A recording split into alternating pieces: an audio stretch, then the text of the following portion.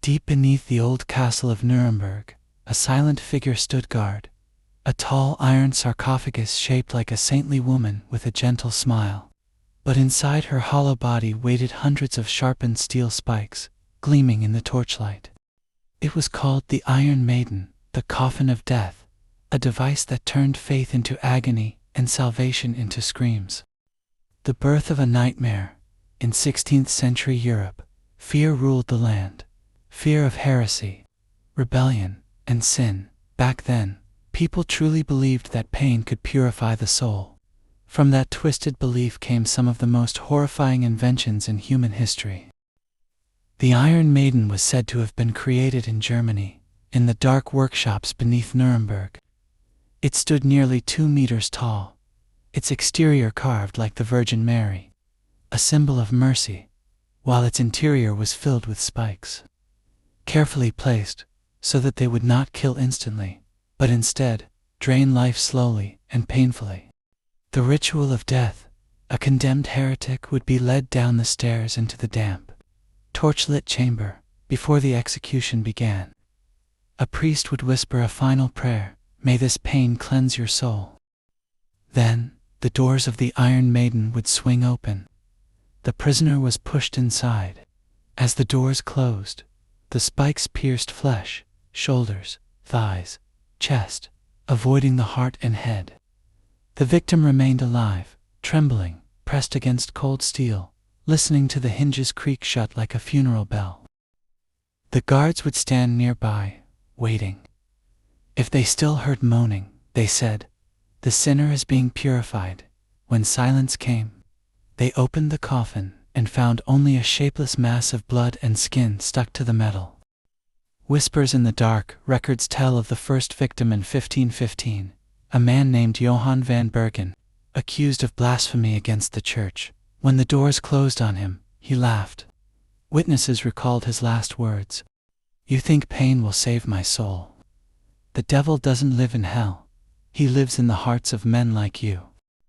3 days later, when the coffin was opened, his body was still warm, blood turned black, and on the metal face of the Virgin Mary, there was said to be a thin red streak running down from her eye, as if she had wept blood. Faith turned into fear. Soon, the Iron Maiden became a sacred tool of holy justice. But justice turned quickly into madness during the witch hunts of Europe. Thousands were tortured, not to punish, but to force confession. A single no meant another night inside the coffin. Many died without ever committing a crime. Guards whispered that sometimes, at night, they heard the doors creaking on their own, and a faint metallic hum like whispers behind the steel. Some swore they saw the Virgin's carved lips change from a smile of mercy to a smirk of cruelty.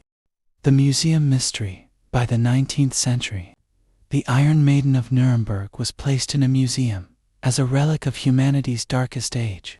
Thousands came to see it, to stand face to face with the smiling mask of death. But during World War II, in 1945, the Iron Maiden disappeared after a bombing raid. No one knows if it was destroyed or taken. Years later, strange rumors began to surface. A collector in Hamburg reportedly took his own life after buying a rusted iron door with traces of old blood. A museum in Austria once received an unmarked package containing a single iron spike and a note that read, "I heard them scream again." Fact or curse? Modern historians debate whether the Iron Maiden was ever real or simply a terrifying myth. Some claim it was fabricated later, as propaganda to show how barbaric the Middle Ages had been.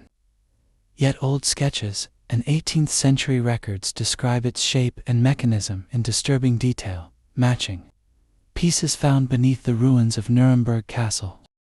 If it was only a story, why do people still claim to hear metal scraping in the empty museum basement at night? And if it was real, how many souls were buried within its steel embrace? The Iron Maiden is more than a machine of death. It's a mirror of mankind's blind faith and cruelty. It reminds us that in some eras, people truly believed pain could make them holy. Today, when we see statues of saints smiling in marble or bronze, it's hard to imagine that once faith was forged into iron and mercy had the face of murder. In the dark corridors of history, the Iron Maiden still creaks in memory, a whisper from the past reminding us that the devil doesn't always live in hell. Sometimes, he lives inside belief itself.